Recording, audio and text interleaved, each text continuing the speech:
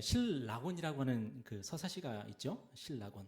영국의 존 밀턴이라는 분이 인간의 타락에 대해서, 그리고 타락 이후에 인간들이 에덴 동산에서 추방당한 그 이야기, 그리고 마귀가 하나님께 또 반항하는 이야기, 이제 그런 이야기를 담아서 쓴 시가 이제 실라곤인데, 이 실라곤이라는 이 말에서 우리가 알 수 있는 게 뭡니까? 우리 인간은 낙원을 잃어버린 존재라는 거죠. 그 에덴 동산에서 쫓겨난 존재라는 거예요. 여러분, 제가 설교 시간에 종종 말씀드렸는데, 여러분, 에덴이 무슨 뜻이라고 그랬어요? 기쁨이라는 뜻이라고 그랬죠. 기쁨. 그러니까 우리가 천국, 파라다이스 할 때 우리가 보통 낙원이라는 말을 종종 쓰게 되는데, 그 낙원이라는 말이 에덴 동산의 말하고 너무나도 똑같은 그런 단어예요. 에덴 동산은 기쁨의 동산이고 낙원입니다. 그런데 우리 인간은 어떤 존재냐면은 그 낙원에서 쫓겨난 존재예요. 그리고 기쁨을 잃어버린 존재예요. 그래서 우리가 거울을 보면서 우리 자신을 바라볼 때에 우리가 어떻게 정의를 해볼 수 있냐면은, 성경의 정의대로라면 우리는 기쁨을 잃어버린 존재구나. 우리는 기쁨을 잃어버렸고, 그래서 기쁨을 갈구하는 존재예요. 기쁨을 찾아다니는 존재예요. 우리 인간은 기쁨이 없으면 살 수가 없는데, 그런데 그 기쁨을 얻기 위해서 방황하는 존재가 바로 우리 인간이죠. 그래서 이제 구원은 뭐냐? 그런 의미에서 본다면 구원은 바로 예수님을 믿고 그냥 단지 천국에 간다는 그런 개념이 아니라, 구원이라는 것은 낙원을 회복하는 거예요. 기쁨을 회복하는 거예요. 다시 말해서 하나님께서 우리를 본래 창조하신 그 모습으로 돌아가는 거, 회복되는 거, 이게 바로 구원이에요. 그래서 성경은 뭐라고 말씀하고 있냐면은, 우리가 예수님을 믿으면 구원을 얻는데, 이 구원은 뭐냐면은 우리가 본래 상태로, 하나님 우리를 창조하신 그 본래 상태로 회복되는 게 구원이고, 뿐만 아니라 하나님은 우리를 예수님을 통해서 훨씬 더 영광스럽게 하신다는 거, 그게 바로 성경이 말하는 구원이에요. 여러분, 오늘 본문에서 우리 주님이 제자들에게, 그리고 저와 여러분에게 뭐라고 말씀하고 계시냐면은, 너희는 소금이다, 너희는 빛이다, 그렇게 말씀하고 계세요. 그러니까 예수님이 이렇게 말씀하신 이유가 뭐예요? 예수님을 믿고 구원 얻어서 회복된 우리가 어떤 존재인지를 잘 보여주시는 거예요. 여러분, 하나님은 본래 우리를 어떻게 창조하셨느냐? 이 소금처럼, 빛처럼 창조하셨어요. 그런데 우리가 타락했기 때문에 이 소금의 존재와 기능을 잃어버린 거고요, 빛의 존재와 기능을 잃어버린 거예요. 그런데 예수님을 믿으면 어떻게 됩니까? 구원을 얻고 그 소금의 존재와 기능, 그리고 빛의 존재와 기능을 회복할 수 있다는 거예요. 이게 구원이에요. 창세기 1장 27절 28절을 보면은, 하나님께서 창조하신 본래 인간의 모습은 어떤 모습이냐면 바로 소금과 같은, 빛과 같은 모습이라는 거예요. 그래서 하나님께서 우리 인간에게 무슨 명령을 내리셨어요? 생육하고 번성하여 땅에 충만하고, 땅에 가득하라는 얘기죠. 온 땅에 가득하라는 얘기예요. 그러면 온 땅에 가득해서 우리가 할 일이 뭘까요? 소금처럼 맛을 내고 빛처럼 어두운 곳을 밝히는 존재가 되라는 거예요. 그러니까 인간이 밟는 땅마다 어떤 일이 벌어질까요? 맛을 잃어버린, 맛이 없던 그런 세상에 맛이 나고, 그리고 어두웠던 세상이 인간이 가는 곳마다 밝아지는, 그러니까 하나님의 창조는 그렇게 완성이 되는 거예요. 그러니까 하나님이 천지를 창조하셨을 때에 완전히 맛있는 세상이 아니라, 완전히 밝은 세상이 아니라 맛이 없는 상태로 두셨어요. 어두운 상태로 두셨어요. 그런데 인간을 창조하셔서 인간이 어떻게 하는 거예요? 세상 곳곳으로 가서 맛을 내고 밝히게끔, 그렇게 하나님의 창조가 완성되게끔 그렇게 만드셨다는 거예요. 그런데 죄가 우리를 타락시켰는데, 어떻게 타락시켰냐면은 세상에 맛을 내기는커녕 세상이 맛없게 만드는 일에 우리가 주동자가 되게 만들었어요. 다 된 밥에 콧 빠뜨린다는 얘기 있죠. 하나님께서 창조하신 그 창조 질서를 망가뜨리는 걸 누가 하고 있어요? 우리가 하고 있어요. 하나님께서 만드신 아름다운 세상을 망가뜨리는 일을 바로 우리가 하고 있다는 거예요. 요즘 이슈가 된 뉴스가 있는데, 그게 뭐냐면 일본에서 회전초밥 가게에서 위생테러를 한, 여러분 기사 보셨죠? 유튜브를 찍으면서 회전초밥에 침을 묻히고 막 그래요. 그러면서 막 자기들끼리 좋다고 막 낄낄거리고 있어요. 여러분, 그런데 그 모습이 바로 저와 여러분의 모습이라는 거예요. 인간이 타락해서 한 일이 뭐냐면, 하나님께서 너무나도 아름답게 만드신 이 세상을 망가뜨리고, 거기다가 침을 묻히고 다 된 밥에 코를 빠뜨리는, 그러니까 인간이 가는 곳마다 어떤 일이 벌어져요? 세상이 맛을 잃어버리고 세상이 점점 빛을 잃어버리고 어두워지는 그런 이상한 역사들이 일어나더라는 거예요. 여러분, 타락한 인간은요, 그리고 저와 여러분은 어둠을 밝히기는커녕 세상을 어둡게 만드는 일에 참 전문가들입니다. 간혹 사람들이 하는 말이 뭐예요?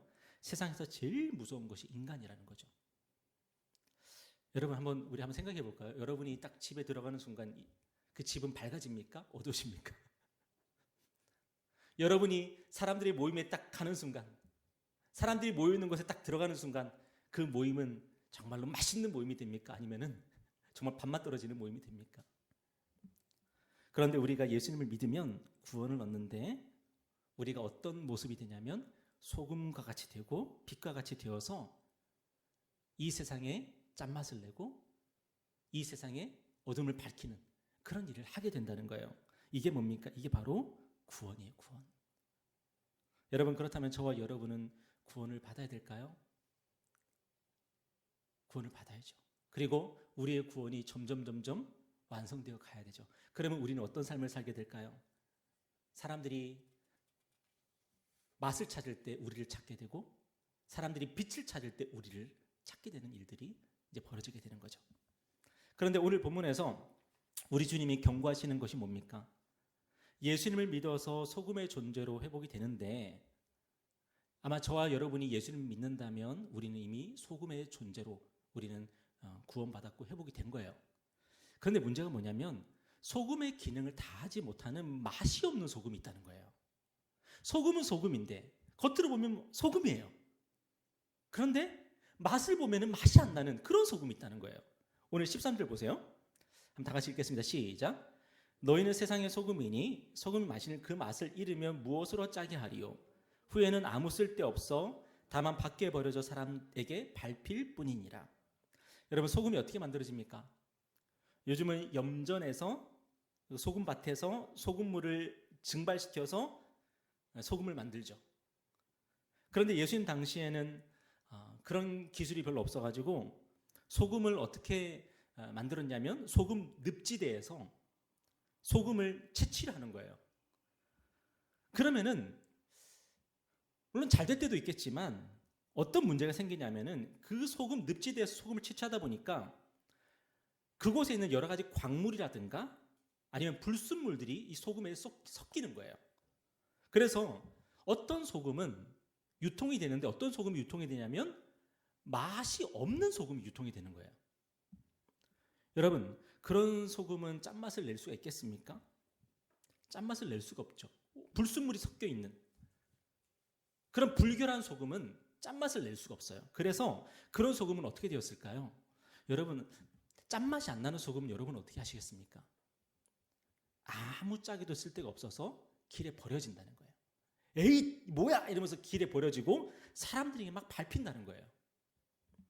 여러분, 그런데 우리 주님이 경고하시는 것이 뭐예요? 우리가 소금인데 예수를 믿고 구원을 얻어서 우리는 소금과 같이 되었는데 우리 안에 불순물들이 가득하면 우리는 불결해지고 그러면 짠맛을 낼 수가 없다는 거예요. 겉으로 볼 때는 소금인데 맛이 안 나는 소금, 짠맛을 낼 수 없는 소금이 될 수가 있다는 거예요. 그러면 우리는 어떻게 될까요? 아무짝에도 쓸모가 없어서 길에 버려지고 밟히게 된다는 거예요. 우리 예수 믿는 사람들의 가치가 어디에 있습니까? 우리 예수 믿는 사람들의 가치는 바로 순결함이 있어요. 순결해야지 뭐가 생겨요? 짠맛이 생긴다는 거예요. 순결해야지. 그런데 우리가 간혹 착각할 때가 있죠.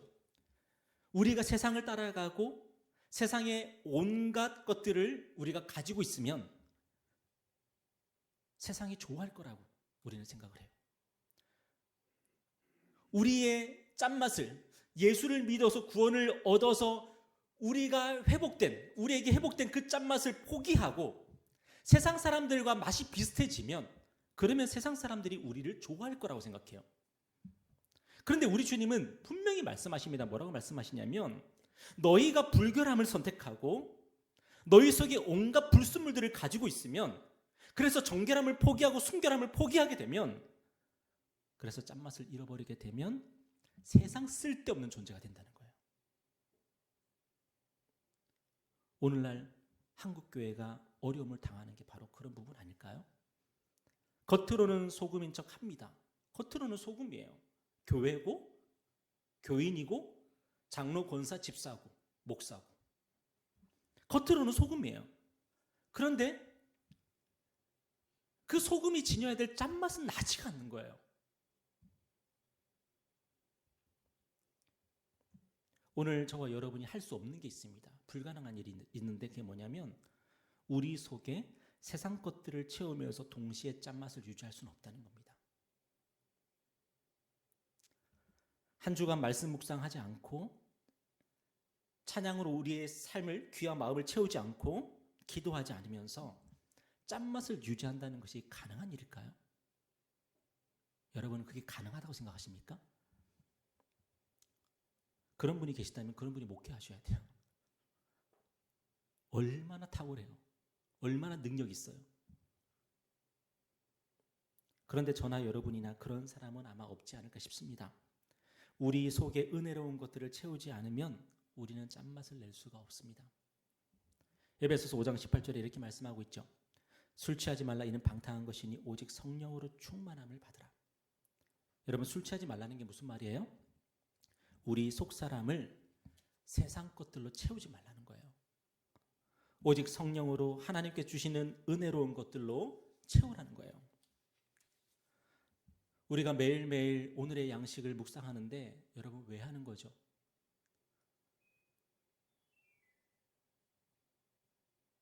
카톡방에 올리기 위해서 물론 하기도 하지만 그렇게라도 해서 매일매일 은혜로운 것들을 우리 속에 채우려고 하는 거잖아요. 그죠? 제가 지난 몇 년 동안 그걸 안 했는데, 그러니까 은혜로운 것들로 채울 수 있는 그 기회를 매일매일 놓치면서 그것이 쌓여가지고 결국에는 우리 속에 불순물들이 막 쌓이는 것들을 우리는 보게 돼요. 그래서 어쩔 수 없이 오늘의 양식을 읽고 카톡에 올리자고 제가 여러분에게 제안을 한 거죠.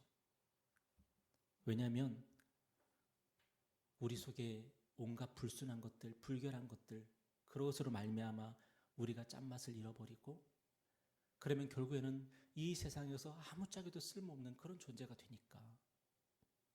여러분, 북한이 핵을 포기하지 않습니다. 왜 북한이 핵을 포기하지 않을까요? 주변에서 강대국들이 핵을 포기하라고 막 얘기를 하는데도 왜 절대로 포기하지 않을까요? 그들은 나름대로 무슨 생각을 하고 있냐면은 우리가 핵을 포기하면 세상 쓸데없는 국가가 된다고 생각을 하는 거예요. 그래서 세계적으로 욕을 먹고 왕따가 될지언정 핵을 포기하지 않는 거예요. 그들은 무시당하지 않기 위해서, 영향력을 가지기 위해서 필사적으로 핵무기에 집착을 합니다. 그런데 간혹 우리는 북한 사람들보다 어리석을 때가 많아요. 예수 믿는 사람으로 짠맛을 유지하는 게 얼마나 중요한지 망각하는 거죠. 짠맛을 유지하기보다 다른 수단과 방법으로 세상 사람들에게 잘 보이려고 해요. 세상 사람들이 가지고 있는 것을 내가 가짐으로써 나도 존재감을 유지하려고 하고 영향력을 가지려고 하는 거예요. 여러분, 그게 가능합니까? 불가능합니다. 왜냐하면 하나님은 예수 그리스도를 통해서 우리를 소금으로 부르셨기 때문이에요. 세상에 없는 맛을 내라고 우리를 부르셨어요. 세상 사람들은 가질 수 없는, 낼 수 없는 그 맛을 우리에게 맡기신 거예요. 우리가 누가 봐도 소금이잖아요. 그래서 사람들은 우리에게 알게 모르게 뭘 기대하냐면 저 사람에게서 짠맛이 날 거야 라고 기대하는 거죠. 그런데 우리는 무슨 생각을 하게 돼요? 내가 빨간 소금이 되면 사람들이 좋아할까? 내가 파란 소금이 되면 사람들이 좋아할까? 여러분, 사람들이 원하는 것은 우리가 빨갛고 파랗고 무지개 색깔이 되는 게 아니에요. 저 사람이 하얀 소금인데 저 사람에게서 짠맛이 나지 않을까라고 기대를 하는 거죠. 악한 마귀는 하와를 유혹한 것처럼 오늘도 우리를 그런 방식으로 유혹을 합니다. 굳이 짠맛을 내려고 하지 말라는 거예요. 세상 사람들이 열광하는 게 뭐냐? 너도 그걸 가지라는 거예요. 세상 사람들이 동경하는 게 뭐냐? 네가 그걸 가져야 된다는 거예요. 여러분, 여기에 속지 마십시오. 왜 아담과 하와가 에덴 동산에서 쫓겨났죠? 그들이 타락해서 짠맛을 잃어버린 거예요. 로마서 16장 19절에 우리 주님 이렇게 말씀하십니다. 우리 다 같이 읽어볼까요? 자, 시작. 너의 순종함이 모든 사람에게 들리는지라. 그러므로 내가 너희로 말미암아 기뻐하노니 너희가 선한 데 지혜롭고 악한 데 미련하기를 원하노라. 너희의 순종함. 여러분, 오늘 주님이 우리에게 어떤 순종을 원하시는 겁니까? 가만히 내버려 두면은, 우리는 자연 상태 그대로 내버려 두면은 선한 데 미련하고 악한 데 지혜로워져요. 그런데 하나님은 우리에게 어떤 순종을 요구하시냐면은 선한 데 지혜롭고 악한 데 미련해지는 그 결단, 그 순종을 우리에게 요구하세요. 세상 사람들이 가지고 있는 것 가지고 존재감과 영향력을 가지려고 하지 말고, 세상 사람들은 절대로 가질 수 없는 그 맛을 가지고 세상 속에 들어가서 짠맛을 내라고 하는 거. 여러분, 세상 사람들이 열광하고 동경하는 것 우리 몰라도 됩니다. 그러나 하나님에 대하여, 예수님에 대하여, 성경이 우리에게 증언하고 있는 믿음에 대하여, 소망에 대하여, 사랑에 대하여 우리는 늘 그 지식으로 풍성해야 되고요, 그 능력으로 충만해야 돼요. 사도행전 27장을 보면은 사도 바울이요, 죄수의 신분으로 배에 태워져서 로마로 압송이 되어 갑니다. 그런데 그때 그가 탄 배가 유라굴로라고 하는 광풍을 만나게 돼요. 이 유라굴로는 무슨 뜻이냐면은 북동풍이라는 뜻이에요. 북동풍. 북동풍이라는 그 태풍을 만나게 되는데, 그때 배가 막 깨지고 이제 파산하게 됩니다. 그때 배에 탄 사람들이 절망해요. 사도행전 27장 20절에 보니까 여러 날 동안 해도 별도 보이지 아니하고 큰 풍랑이 그대로 있음에 구원의 여망마저 없어졌더라. 여러분, 사람들은 이제 자신이 살 수 있다는 소망을 다 잃어버려요. 우리 이제 죽었다, 이렇게 끝나는구나. 고향에 있는 가족들 얼굴이 생각이 나고, 내가 그동안 잘못했던 것들이 막 떠오르고, 나 그렇게 살지 말걸, 내 자식들한테 조금 더 잘해줄 걸, 내 부모한테 조금 더 효도할 걸 생각하면서 그렇게 마지막을 준비하고 있는데, 그때 사도 바울이 그들 가운데 서서 이렇게 얘기하죠. 내가 너희를 권하노니 이제는 안심하라. 너희 중 아무도 생명에는 아무런 손상이 없겠고 오직 배뿐이리라. 내가 속한 바 곧 내가 섬기는 하나님의 사자가 어젯밤에 내 곁에 서서 말하되, 바울아 두려워하지 말라. 네가 가이사 앞에 서야 하겠고 또 하나님께서 너와 함께 항해하는 자를 다 내게 주셨다 하였으니, 그러므로 여러분이 안심하라. 나는 내게 말씀하신 그대로 되리라고 하나님을 믿노라. 그런즉 우리가 반드시 한 섬에 걸리리라 하더라. 여러분, 사도 바울은 누굽니까?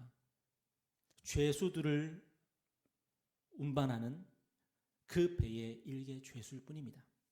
사람들은 그를 중요하게 여기지 않았습니다. 그의 말에 어떤 권위도 없었습니다. 그런데 유라굴로 광풍이 불고 배가 파선했을 때에 사도 바울은 배에서 가장 중요한 사람이 돼요. 그리고 그곳에 있는 로마의 장교들까지도 다 사도 바울의 입만 쳐다봐요. 우리가 사는 겁니까? 우리가 죽는 겁니까? 우리가 어떻게 해야 됩니까? 왜 그렇습니까? 세상 소망 다 사라졌을 때 사도 바울은 하나님 안에서, 그리스도 안에서 소망을 가지고 있었기 때문이에요. 열왕기하 5장을 보면은 아람의 군대 장관 나아만이 나오잖아요. 그가 나병에 걸려 있습니다. 그는 어떤 곳에서도 소망을 발견하지 못하고 낙심해 있고 절망해 있습니다. 그런데 그때 그 집에 누가 있었어요? 이스라엘 출신의, 전쟁 포로 출신의 여종이 있었어요. 근데 그 여종이 알고 있는 게 있었는데, 그게 뭐냐면 이스라엘에 가면은 엘리사라는 선지자가 있는데 그가 우리 주인의 문제를 해결할 수 있다는 거였어요. 여러분, 오늘 하나님께서 우리를 그 여종과 같이 부르신 거 아니겠습니까? 그 여종처럼 살라고 이 세상 가운데 우리를 세우신 거 아니겠습니까? 세상 사람들이 아는 것을 알아야 되는 게 아니에요. 세상 사람들이 알고자 하는 것을 알아야 되는 게 아니에요. 세상 사람들이 알 수 없는 것을 알아야 돼요. 세상 사람들이 가질 수 없는 소망을 가지고 있어야 돼요. 그래서 우리가 예수를 믿는 거예요. 하나님은 우리를 세상의 소금으로 부르셨어요. 이 세상 모든 사람들이 절망할 때에 우리는 하나님이 우리에게만 주실 수 있는 소망과 확신 가지고 살라고 우리를 부르셨어요. 그런데 간혹 이 세상 사람들보다 더 절망하고 더 낙심하고 그런 모습으로 살아갈 때를 보게 되죠. 전혀 소금이 아니에요. 왜 그럴까요? 왜 세상 사람들이 절망할 때 같이 절망하고 있고, 왜 세상 사람들이 소망을 잃어버릴 때 같이 소망을 잃어버리고 있고, 왜 세상 사람들이 흔들리고 있을 때 왜 다 같이 흔들리고 있을까요? 우리 안에 불순물이 너무 많은 거예요. 너무 불결한 소금인 거예요. 그래서 정말 필요한 순간에 짠맛을 내지 못하는 거예요. 이 세상이 말하는 지식으로만 가득 차 있고, 이 세상이 말하는 희망으로만 가득 차 있고, 그러면 세상 사람들이 흔들릴 때에 우리가 굳게 설 수가 없죠. 세상 사람들이 무너질 때에 우리가 굳게 서 있을 수가 없죠. 하나님께서 아무 때나 사도 바울을 중요한 사람으로 만드셨습니까? 아무 때나 사도 바울의 말을 권위 있게 만드셨습니까? 평소에 사도 바울은 일개 죄수였을 뿐이고 아무도 그의 말을 경청하지 않았습니다. 그런데 하나님은 이 세상이 절망하게 하셨고, 이 세상 가운데 태풍이 불게 하셨고, 폭풍이 몰아치게 하셨고, 그때 사도 바울은 견고한 모습으로, 흔들림 없는 모습으로 세상 앞에 서 있고, 그리고 그의 말은 권위가 있었어요. 저는 저와 여러분의 부르심이 바로 이거라고 생각을 합니다.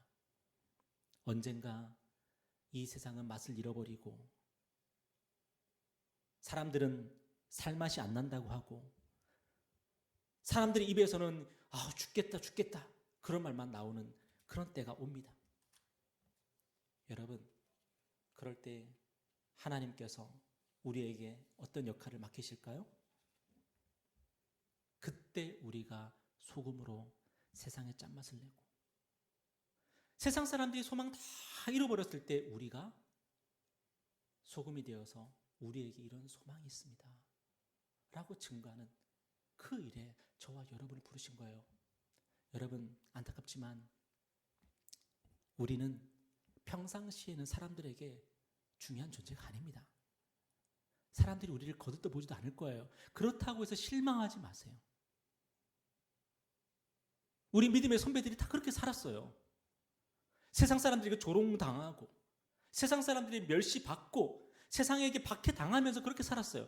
그런데 언제 우리의 진가가 발휘가 되는 거예요?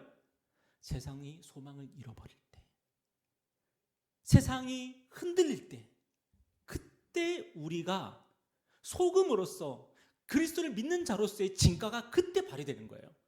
그때를 위해서 우리가 어떻게 준비되어 있어야 되죠? 순결한 소금으로 준비되어 있어야 돼요.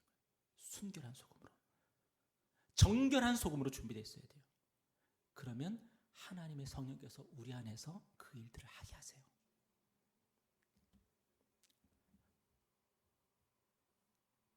그리고 오늘 본문에서 우리 주님은 우리에게 뭐라고 말씀하시냐면 우리가 빛이래요. 우리를 빛. 오늘 14절 다 같이 읽어볼까요? 시작. 너희는 세상의 빛이라 산 위에 있는 동네가 숨겨지지 못할 것이요. 우리 주님은 우리가 소금임을 강조하시면서 우리에게 뭐라고 말씀하시냐면 정결해야 된다 그러세요. 불순물이 섞여 있으면 안 된다. 그러면 네 맛을 잃어버리고 너는 쓸데없는 존재가 된다라고 말씀하시는데, 그런데 이제 주님은 우리가 빛이라고 말씀하시면서 이제 뭐라고 말씀하시냐면 너희가 드러나야 된다고 말씀하세요. 숨으면 안 된다고 말씀하세요. 여러분, 우리는 어떤 불이든지 간에 그 불을 켜면은 그 불이 드러나게 하지 않아요? 불 켜고 나서 혹시 불을 숨기는 분이 계십니까? 아무도 없을 거예요. 불은 켜고 나서 숨기는 법이 없습니다. 마찬가지로 우리 주님은 우리가 빛이라고 말씀하시면서 사람들에게 드러나야 된다라고 말씀하세요. 그런데 우리가 드러내야 하는 그 빛은 뭐예요? 그것은 바로 우리 자신이 아니라 우리 안에 계신 예수님이에요. 우리가 어떻게 짠맛을 내는 소금이 될 수 있습니까? 예수님을 믿을 때죠. 여러분, 이 세상을 믿으면 불순물이 섞여 들어옵니다. 그런데 예수님을 믿으면 우리가 정결해지는 거거든요. 근데 우리가 어떻게 세상을 비추는 빛이 될 수 있습니까? 그리스도를 증거할 때 세상을 비추는 빛이 되는 거예요. 여러분, 하나님께서 세례 요한에게 주신 사명이 뭐예요? 세례 요한에게 자신을 드러내고 자신을 증거하라고 한 게 아니죠. 오실 그리스도를 드러내고 그분을 증거하라고 세례 요한을 부르신 거 아니겠습니까? 여러분, 저와 여러분도 마찬가지예요. 하나님은 우리를 빛으로 부르셨는데, 그런데 우리가 빛이 될 수 있는 것은 우리가 발광체가 아니에요. 그리스도를 비추는 반사체이기 때문에 빛을 비출 수가 있는 거예요. 요한복음 8장 12절에 보니까 이렇게 말씀하세요. 한번 다 같이 읽겠습니다. 시작. 예수께서 또 말씀하여 이르시되 나는 세상의 빛이니 나를 따르는 자는 어둠에 다니지 아니하고 생명의 빛을 얻으리라. 우리 주님이 뭐라고 말씀하세요? 내가, 예수님이 세상의 빛이라는 거예요. 그래서 예수님을 따르는 자는 생명의 빛을 얻는 거예요. 여러분, 이 요한복음 8장 이 말씀 이전에 무슨 이야기가 나와요? 가늠한 여인이 사람들에게 죽임을 당할 뻔하다가, 석형으로 처형당할 뻔하다가 예수님께서 그를 건져주시고 구원해주시고 살려주시는 이야기가 나오잖아요. 그 이야기 바로 다음에 무슨 이야기가 나오냐면은 예수님 말씀하십니다. 내가 빛이라고 말씀하십니다. 여러분, 가늠한 여인도요, 예수님 만나면 그 인생이 빛과 같이 될 수가 있는 거예요.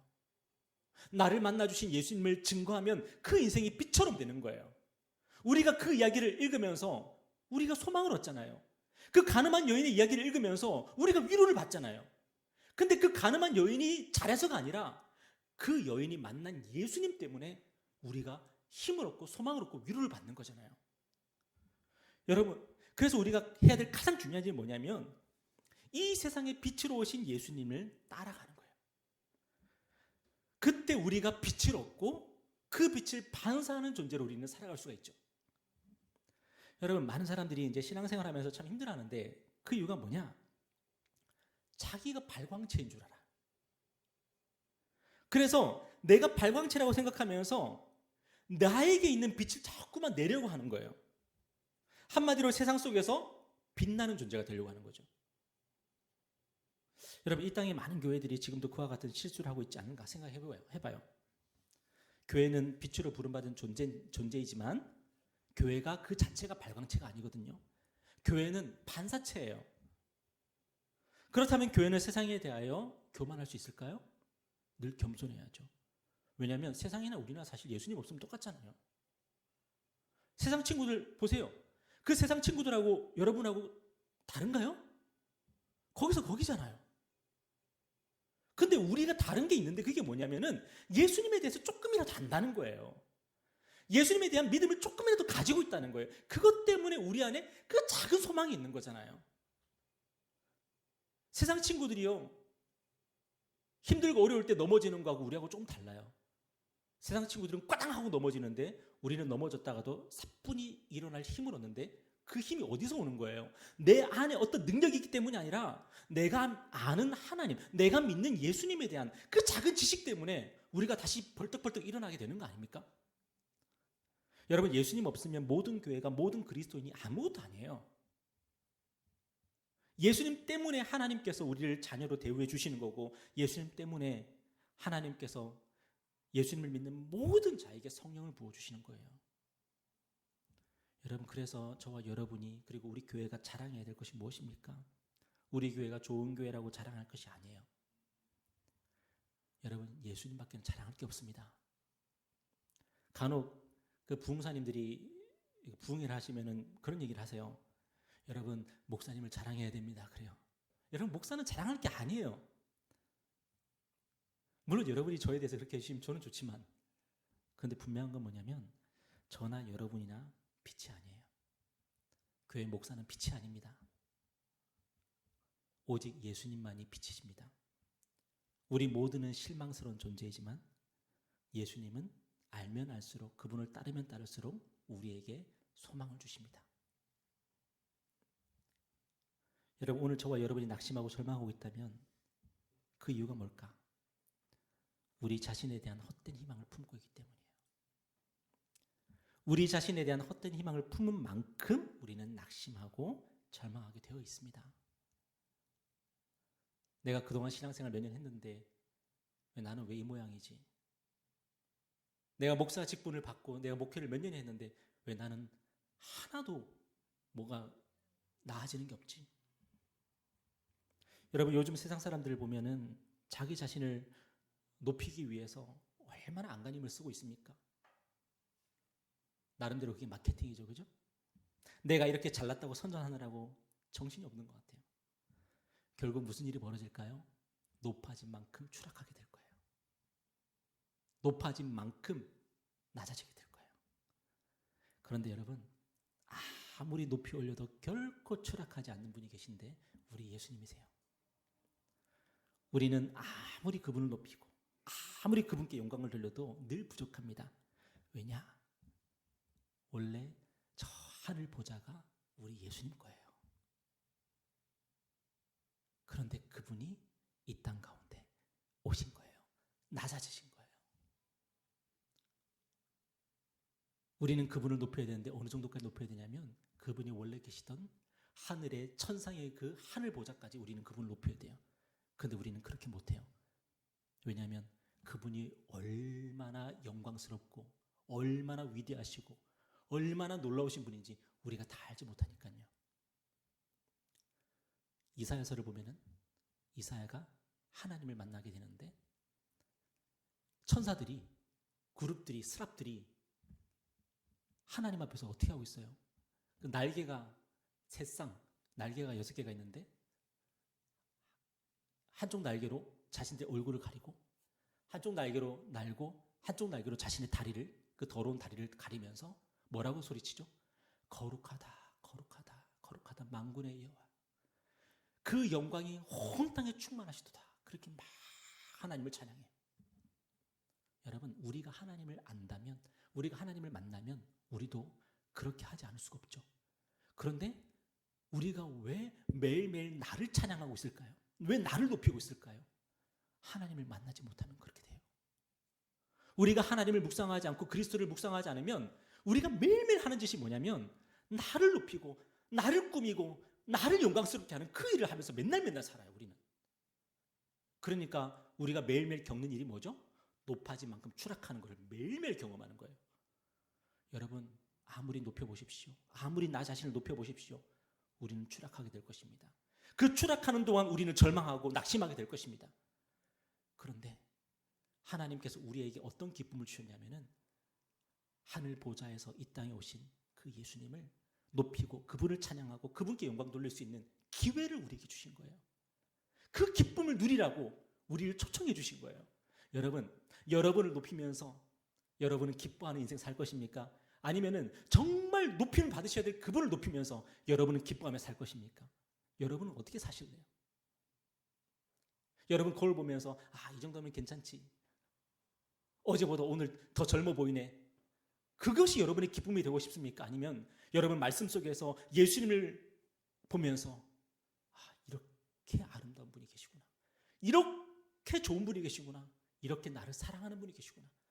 여러분 그 기쁨 속에서 여러분 살아가시겠습니까? 오늘 저와 여러분의 기쁨이 거기 있는 겁니다. 사람의, 우리 모든 인간의 죄를 짓는 목적이 뭐냐? 하나님을 영화롭게 하고 그분을 영원토록 어떻게 하는 거예요? 즐거워하고 기뻐하는 거라고요. 아담과 하와가 그것을 위해서 창조되었고 저와 여러분이 그 일을 위해서 구원을 받은 거예요.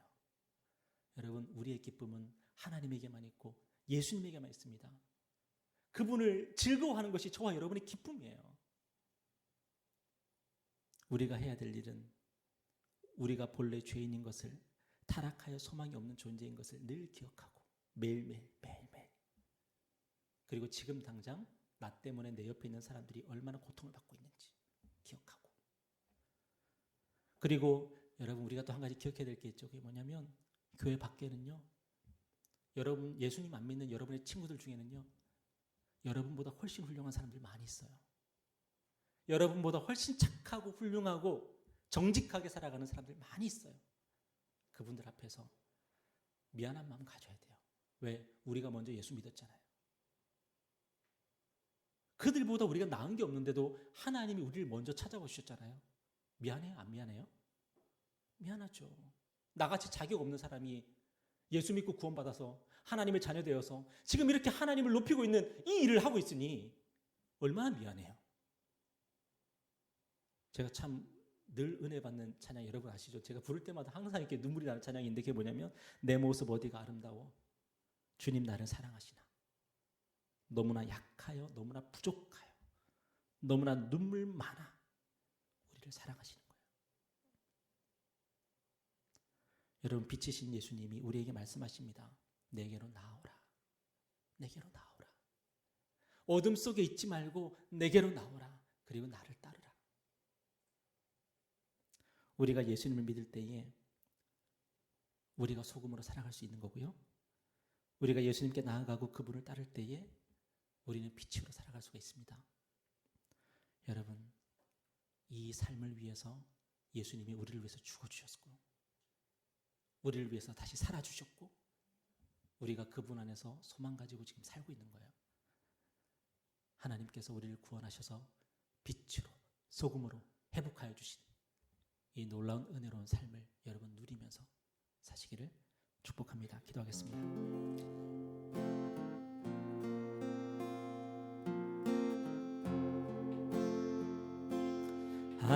하나님은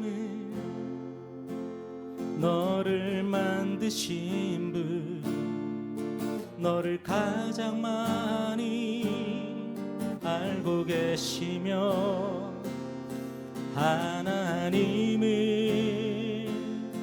너를 만드신 분, 너를 가장 깊이 이해하신단다. 하나님은 너를 지키시는 분, 너를 절대 포기하지 않으며 하나님은 너를 지키시는 분, 너를 쉬지 않고 지켜보신단다. 그의 생각 셀 수 없고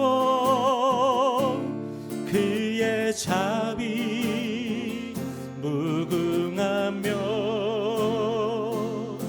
그의 성실 날마다 새롭고 그의 사랑 끝이 없단다.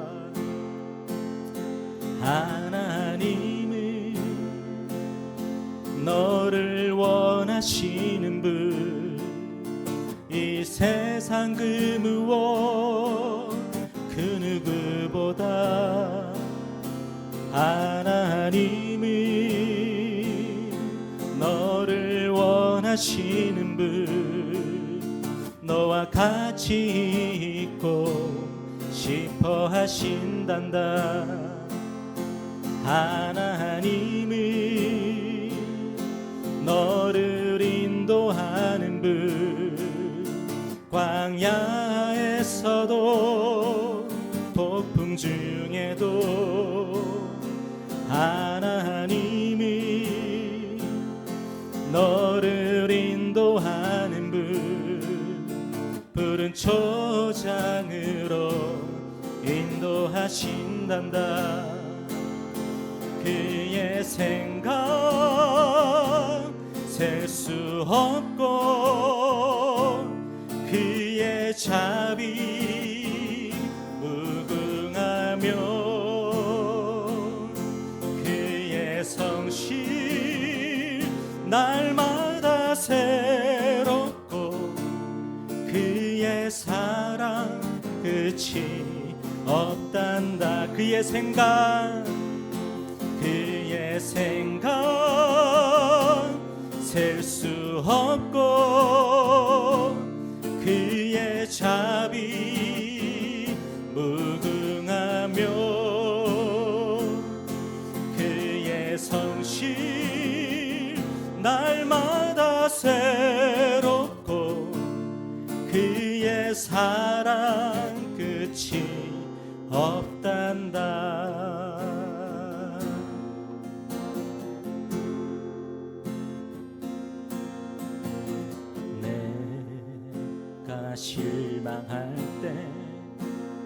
기억해야 할 것을 예수께 가면 주 내게 오리라.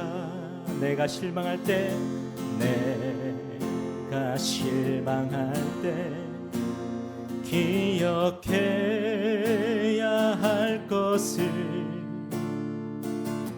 예수